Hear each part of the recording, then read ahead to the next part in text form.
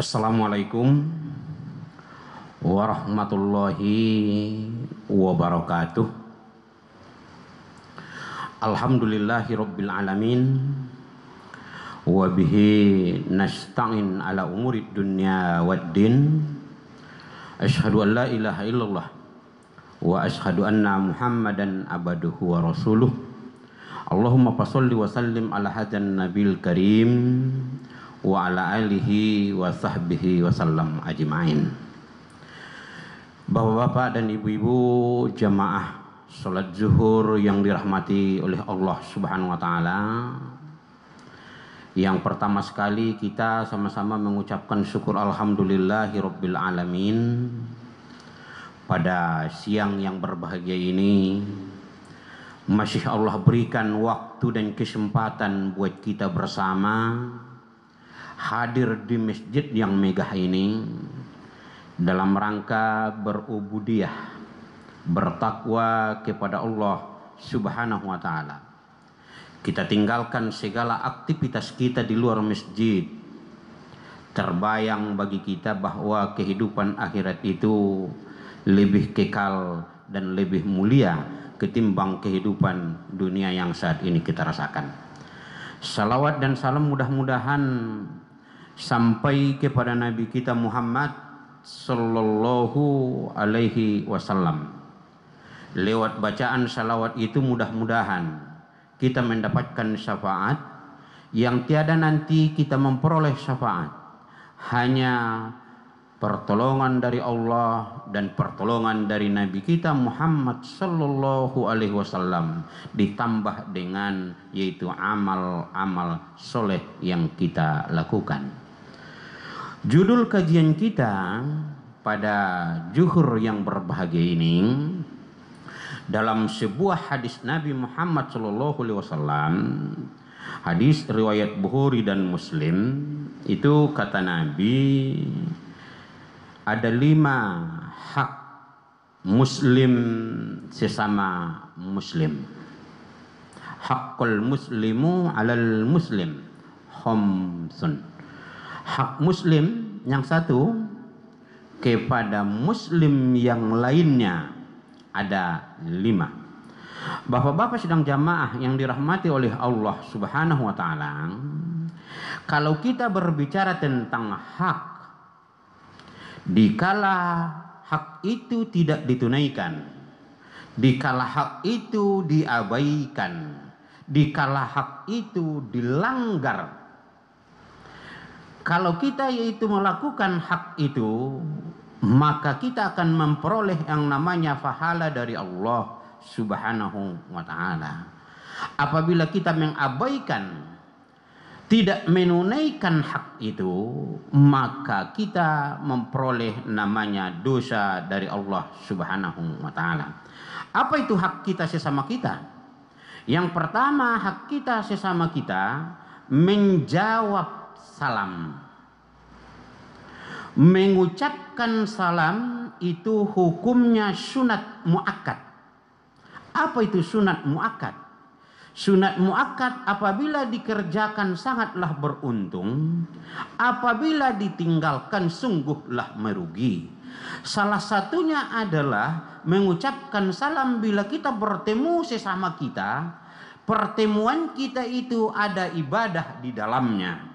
Tapi bapak sedang jamaah yang dirahmati oleh Allah, apabila kita bertemu sesama kita tidak mengucapkan salam, pertemuan itu tidak ada pahala, pertemuan itu tidak ada keberkahan dari Allah Subhanahu wa taala.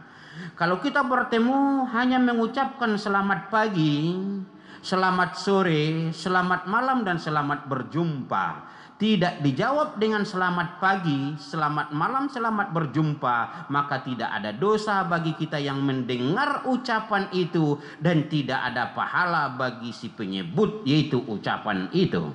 Tapi bapak-bapak sedang jamaah yang dirahmati oleh Allah, bila dia bertemu mengucapkan salam, Assalamualaikum, kata Nabi, Waalaikumsalam warahmatullahi wabarakatuh. Kata Nabi, apabila orang mengucapkan salam seraya mendoakanmu, maka doakan dia kembali, yaitu tambahkan Waalaikumsalam warahmatullahi wabarakatuh. Bapak-bapak sidang jamaah yang dirahmati oleh Allah Subhanahu wa taala. Menjawab salam itu yang wajib kita menjawabnya harus kita yang seiman dan seakidah. Harus kita yang sesama muslim, harus kita sesama beragama Islam. Kalau di luar konteks dia tidak beragama Islam, maka kewajiban kita tidak wajib untuk menjawab salamnya tadi. Bapak-bapak sedang jamaah yang dirahmati oleh Allah Subhanahu wa taala, itu adalah merupakan salah satu kewajiban kita sesama kita. Dikala kita bertemu, ucapkanlah salam. Kalau kita masuk rumah kita tapi orang tidak ada berpenghuni di dalamnya, alias rumah itu adalah kosong, maka kita berdoa assalamu alayna wa ala ibadillahis sholihin. Bapak-bapak sedang jamaah yang dirahmati oleh Allah, itulah salam yang wajib yaitu kita jawab. Tapi ada salam tidak boleh kita menjawabnya. Dikala kita menjawab salam itu, maka batallah amal kita. Apa itu salamnya? Salamnya seorang imam waktu memimpin sholat, habis yaitu baca tahiyat, maka dia membaca salam kanan dan salam kiri, maka kita sebagai makmum tidak boleh menjawab salam itu. Apabila dijawab salam itu, maka secara langsung maka batallah sholat kita. Dan ada yaitu salam itu kita tidak mampu mendengarkan jawaban salam itu. Salam apa itu? Salam dikala kita lewat kuburan, kita membacakan salam assalamu alaikum ya ahlil kubur wal muslimuna wal muslimat inna insyaallah innahu lahikun. Kita dikala orang kubur itu menjawabnya, sungguh pecahlah telinga kita, tidak sanggup untuk menjawab jawaban dari kubur itu. Itu yang pertama. Yang kedua, kewajiban kita itu ialah melihat orang yang sakit. Melihat orang yang sakit. Keluarga kita sakit, baik di rumah ataupun di rumah sakit, kita berkewajiban untuk melihat saudara kita yang dalam keadaan sakit tadi.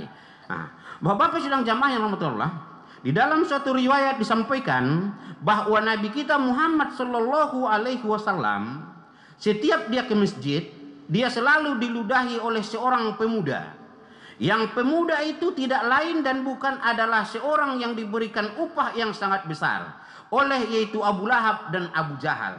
Bayangkan bahwa Bapak sedang jamaah yang dirahmati Allah, Nabi kita Muhammad 5 kali ke masjid, 5 kali pulang, 10 kali dalam sehari semalam 24 jam itu. Dia diludahi oleh seorang pemuda, yang mana pemuda itu adalah diberikan tugas oleh yaitu Abu Lahab dan Abu Jahal, tidak lain dan bukan hanya untuk meludahi Nabi. Nabi membalaskah air ludah kepada orang yang meludahinya? Tentu tidak. Di suatu hari Nabi itu telah menyediakan wajahnya biar jangan kena serbannya air ludah seorang pemuda tadi. Tapi Nabi di saat itu tidak lagi diludahi oleh seorang pemuda itu. Besoknya lagi Nabi tidak lagi yaitu diludahi. Seraya bertanyalah Nabi kepada sahabat, orang yang meludahi saya sudah beberapa hari ini tidak meludahi saya. Ada apa gerangan yang terjadi? Kenapa hari ini dia tidak meludahi saya? Sahabat menjawab, ya Rasul, berkebetulan orang yang meludahi Rasul itu pada jatuh sakit. Bagaimana kata Rasul? Sakit, iya. Kalau dia sakit, selepas kita nanti sholat, kita pergi melihat itu orang yang sakit itu. Kata Rasul, kita membawa oleh-oleh. Kita membawa buah tangan kepada orang itu yang sakit tadi. Tapi bapak-bapak sedang jamaah yang dirahmati Allah, itu perlu dilihat situasi dan kondisinya. Artinya, kalau ada saudara kita yang sakit, dia adalah fakir dan miskin. Yang dia butuh bukan yaitu makanan, tapi yang dia butuh adalah materi menyambung untuk kesembuhan dirinya. Jangan kita bawakan makanan, tapi kita bawakanlah yang lebih berharga demi untuk keselamatan dan kesehatan saudara kita itu. Rasulullah Shallallahu Alaihi Wasallam pergi dengan sahabat melihat orang yang sakit tadi. Seraya yaitu Rasul dengan mulianya Rasulullah Shallallahu Alaihi Wasallam mengetuk pintu seorang pemuda tadi. Seraya berkata, sudah datang Abu Lahab dan Abu Jahal. Pemuda itu dengan terbata-bata menjawab, mulianya engkau ya Rasulullah. Sudah saya terletak sakit ya Rasulullah. Orang yang memberikan upah yang sangat besar kepada saya tidak lain dan bukan adalah Abu Lahab dan Abu Jahal. Tapi mereka belum datang melihat saya. Rasulullah lah yang pertama orang yang melihat saya. Saksikan ya Rasulullah, saya bersaksi tiada Tuhan selain Allah dan engkau adalah benar-benar utusan Allah. Andaikan air ludah dibalas dengan air ludah, tentu seorang pemuda itu tidak akan jadi yaitu memeluk agama Islam. Bapak sedang jamaah yang dirahmati Allah. Dan dikala kita melihat orang sakit itu, kita duduk dan kita lihat dia, kita sudah berada dalam rahmat dan yaitu naungan Allah. Hadis Abu Daud. Bapak sedang jamaah yang dirahmati oleh Allah Subhanahu wa taala. Kalau kita melihat orang sakit, ada etika, ada cara yang harus kita patuhi. Di antaranya, satu, tidak boleh berkata-kata keras dikala kita melihat orang sakit. Dua, tidak boleh menakut-nakuti yaitu orang yang sakit dan keluarga yang sakit. Ini tidak. Ada orang melihat orang ke rumah sakit, dia bercerita, tetangga saya tidak separah ini. 2 hari dia di rumah sakit, dia sudah meninggal. Padahal orang yang sakit tadi baru 3 bulan menikah. Yang terbayang bagi istrinya, kalaulah 2 hari, suami saya sudah 1 hari, berarti saya hanya 2 hari lagi bersama dengan suami saya. Walaupun parah Bapak dan Ibu, sidang jamaah yang dirahmati oleh Allah, tapi tidak boleh dikatakan bahwa itu akan datang yaitu kematian kepada orang yang meninggal itu. Walaupun menurut ilmu medis, tanda-tanda si sakit itu sudah itu tidak bisa ditolong lagi. Orang medis berkata, tidak pernah berkata kepada keluarganya, Bapak dan Ibu tolong dibawa ini pulang saja, ini menghabiskan uang, sebentar lagi dia akan meninggal. Tidak Pak. Tapi orang medis berkata, orang rumah sakit berkata, Pak, masih ada orang yang lebih parah dari ini Pak, dia sehat Pak, kita berusaha ya Pak, sabar. Palingan itu Bapak dan Ibu sidang jamaah, kalau memang mengkhawatirkan menurut orang medis atau orang rumah sakit, dipanggil kita warga yaitu keluarga yang terdekat, ditanya, Pak siapa keluarga yang terdekat Pak? Di sini dulu. Kalau sudah dipanggil, Pak tolong jangan ditinggal-tinggal ya. Itu mengisyaratkan menurut ilmu mereka bahwa itu adalah tidak bisa diselamatkan lagi. Tapi mereka tidak mau berkata bahwa saja pulang tidak bisa berobat lagi. Yang ketiga, kewajiban kita itu mengurus orang yang meninggal sampai masuk ke liang kubur. Itu hukumnya mengurus itu adalah fardu kifayah. Jatuh kepada fardu ain dikala kita sendirian yang ada di tempat itu. Mengurus orang jenazah, yang pertama adalah memandikan. Yang kedua adalah mengkapani. Yang ketiga adalah menyolatkan. Yang keempat adalah mengantarkan sampai masuk ke liang kubur. Yang keempat, Bapak sedang jamaah yang dirahmati oleh Allah Subhanahu wa taala, mendoakan orang yang bersin dikala dia mengucapkan alhamdulillahi rabbil alamin maka kita yang mendengarkan yarhamukallah. Tapi kalau ada orang yang bersin, bercarut, berkata kotor, maka kita tidak berhak menjawab dan mendoakan orang yang bersin tadi. Yang terakhir adalah memenuhi undangan, tapi dalam artian bukan melaksanakan maksiat. Bapak-bapak sedang jamaah rahmatullah, itulah kajian kita yang singkat dan pendek ini. Mudah-mudahan berkenan di hati kita. Menjadilah kita orang-orang yang mukmin dan muslim. Jadilah kita yaitu ibadah puasa kita itu menjadi yaitu benteng dari kesalahan-kesalahan, mendapatkan kita ridho Allah Subhanahu wa taala, yang benar dari Allah, yang salah saya sendiri. Wabillahi taufik wal hidayah. Assalamualaikum warahmatullahi wabarakatuh. Allahu akbar, Allahu akbar. Asyhadu an la ilaha illallah. Asyhadu anna Muhammadar Rasulullah. Hayya 'alas salati, hayya 'alal falah.